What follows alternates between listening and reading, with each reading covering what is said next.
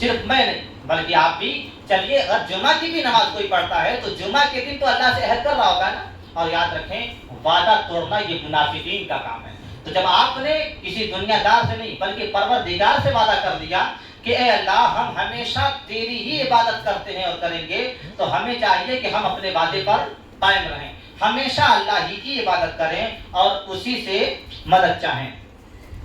پھر اللہ تعالیٰ نے فرمایا اہدنا الصراط المستقیم، جس کا معنی ہوتا ہے ہمیں سیدھے راستے پر چلا. ابھی تعریف کس کی کر رہے تھے ہم؟ اللہ تعالیٰ کی. تو یہ دعا کس سے کر رہے ہیں؟ اللہ سے کر رہے ہیں. تو ہم اللہ سے دعا کر رہے ہیں کہ اے اللہ ہمیں سیدھے راستے پر چلا. بعض جگہوں پر یہ بھی ترجمہ کیا گیا ہے کہ اے اللہ ہمیں سیدھا راستہ دکھا، لیکن اللہ کے فضل سے ہمارے امام نے یہ ترجمہ کیا ہے کہ اے اللہ ہمیں سیدھے راستے پر چلا، اس لیے کہ تیرا سیدھا راستہ کیا ہے یہ تیرے محبوب صلی اللہ علیہ وسلم آئے اور ہمیں بتا کر اس دنیا سے پردہ فرما گئے. اللہ کے رسول نے ہمیں بتا دیا کہ سیدھا راستہ کیا ہے. تو سیدھا راستہ اللہ کے نبی صلی اللہ علیہ وسلم کی ایک پیاری حدیث پاک ہے.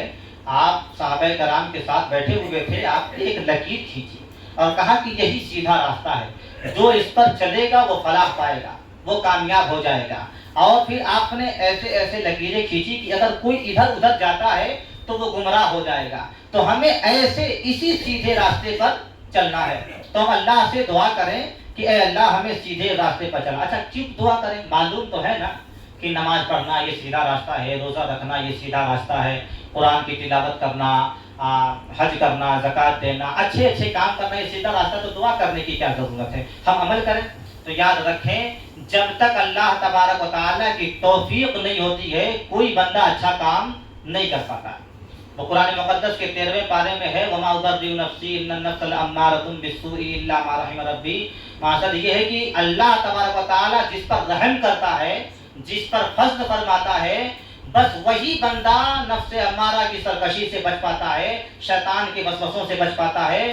ورنہ اللہ تعالیٰ جسے ڈھیل دے دیتا ہے، جسے چھوڑ دیتا ہے، وہ گناہوں میں ہی مبتلا ہو جاتا ہے.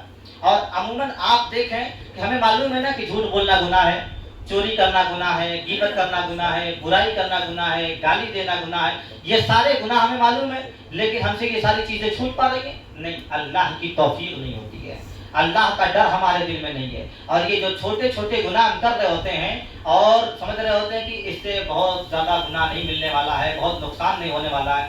سب سے بڑا نقصان یہ ہوتا ہے نا کہ جب بندہ گناہ کرتا رہتا ہے تو ایک دن ایسا آتا ہے کہ اس کے دل سے اللہ کا خوف ہی ختم ہو جاتا ہے، وہ اللہ سے ڈرنا ہی چھوڑ دیتا ہے، اس کا پورا دل سیاہ ہو جاتا ہے.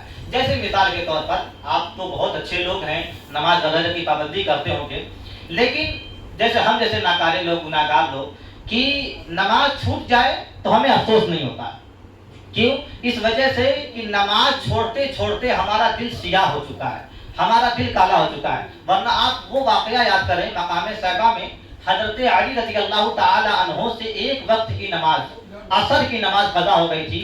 یعنی نبی کریم صلی اللہ علیہ وسلم آپ کے زانوے مبارک پر، یہ جان جسے ہم اپنی زبان بولتے ہیں، زانوے مبارک پر سر رکھ کر کے سو رہے تھے اور آپ عصر کی نماز پڑھ چکے تھے. اور حضرت علی رضی اللہ تعالیٰ نبی عصر کی نماز نہیں پڑھے تھے. سورج غروب ہونے لگا تو حضرت علی رضی اللہ تعالیٰ نماز کی محبت میں آپ کی آنکھوں سے آنسو نکلنے لگے اور آنسو نکل کر کے نبی کریم صلی اللہ علیہ وسلم کے رخسار مبارک پر گرے، آپ کے چہرے مبارک پر گرے. تو رسول پاک صلی اللہ علیہ وسلم بیدار ہوئے اور فرمایا کہ اے علی تمہیں کس چیز میں رو رہا ہے، تم کیوں رو رہے ہیں؟ کہا حضور عصر کی نماز قضا ہو گئی اور نماز کی محبت میں میری آنکھوں سے آنسو رکے نہیں، آنسو گر گئے. تو اب اس کے آگے بہت لمبا واقعہ ہے کہ حضرت علی رضی اللہ تعالیٰ عنہ کے لیے سورج کو واپس کیا گیا. لیکن میں آپ کو یہ بتانا چاہتا ہوں کہ آپ دیکھیں حضرت علی وہ جو امام حسن و حسین جنتی نوجوانوں کے سردار کے والد ہیں، باپ ہیں، جنتی عورتوں کے سردار حضرت فاطمہ زہرا رضی اللہ تعالی عنہا کے شوہر ہیں، داماد پیغمبر ہیں اور پنجتن پاک میں بھی ہیں، عشرہ مبشرہ میں بھی ہیں. ان کی جب ایک وقت کی نماز قضا ہوئی تو آپ کی آنکھوں سے آنسو نکلنے لگے. کبھی ہم اپنے دل سے بھی سوچیں، اپنے دل سے بھی پوچھیں اور اپنا محاسبہ کریں، اپنے گریبان میں جھانک کر کے دیکھیں ہماری کتنی نمازیں قضا ہوئی. کبھی ہمارے آنکھوں سے ایک آنسو بھی نکلا؟ کبھی ہم نے افسوس بھی کیا ہے نماز کے چھوٹنے پر؟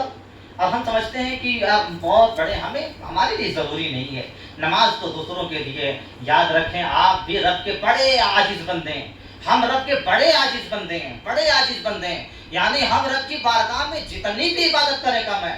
وہ صحابہ نبی صلی اللہ علیہ وسلم کی اللہ کی بارگاہ میں کھڑے ہوتے تو آپ کے پیر سوج جاتے, پھول جاتے تھے. حضرت عائشہ